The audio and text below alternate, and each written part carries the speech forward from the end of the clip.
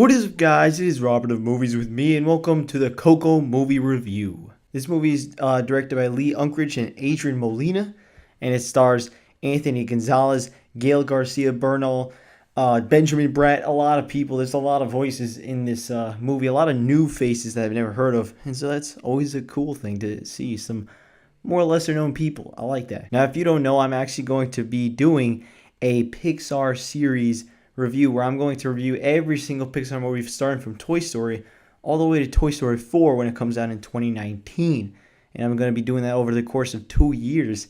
And basically, I just reviewed Toy Story, so it's pretty cool to see the evolution from the first ever Pixar movie to its latest with today's Coco.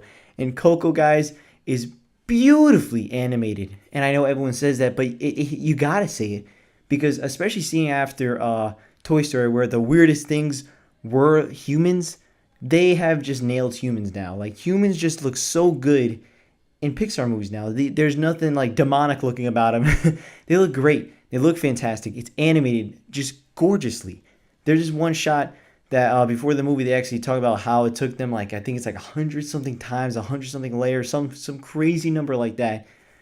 And it just took forever for them just to do that one scene, and it looked beautiful. It well worth the the budget, the time, because that will live on for decades, for lifetimes, where people are going to look at that shot and be like, that is amazing looking, because it's so damn creative. This movie, this world is fantastic. This world that Pixar has brought to life is fantastic. If you don't know, there won't be any spoilers in this movie review, but basically Miguel is this boy that loves music, but his family hates music. They do not allow music in their household.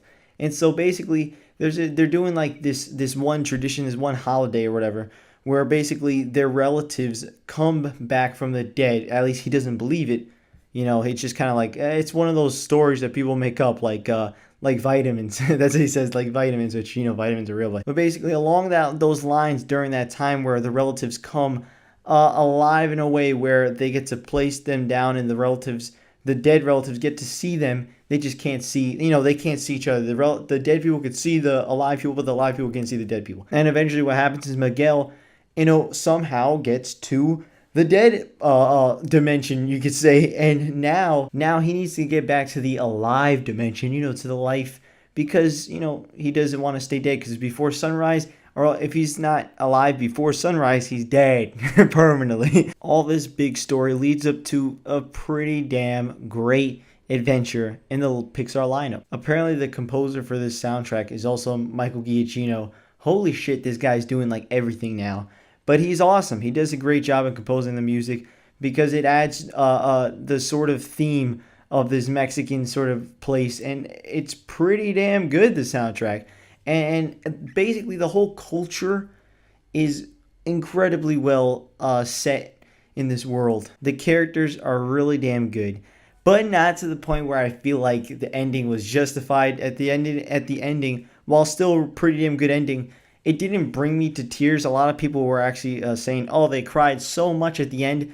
I personally did not cry, and I was hoping I did, because I love it when Pixar movies make me cry. But I personally didn't cry during that movie.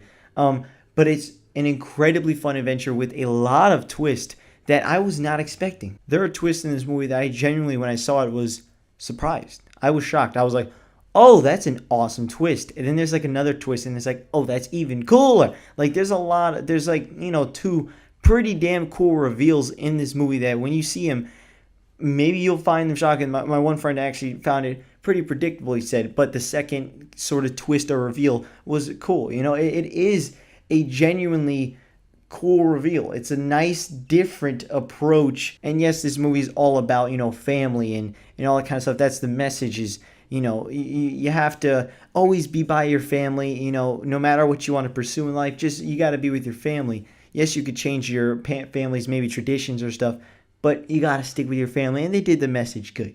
I get it. There are points in this movie that will just make you smile and make your heart warm. It's a really good movie that I think people should definitely check out. It's another really damn good lineup in Pixar's endless catalog of what it seems like. What is this, 19 or 18 movies? It's insane. Pixar is fantastic, and this movie continues to show that they have the ability to make something great. Because I will admit, think that Pixar has been a little bit lackluster in the past couple years. But now I could safely say they're back on their feet, and hopefully it keeps going with Incredibles 2 and Toy Story 4. Overall, I'm going to give Coco an 8 out of 10.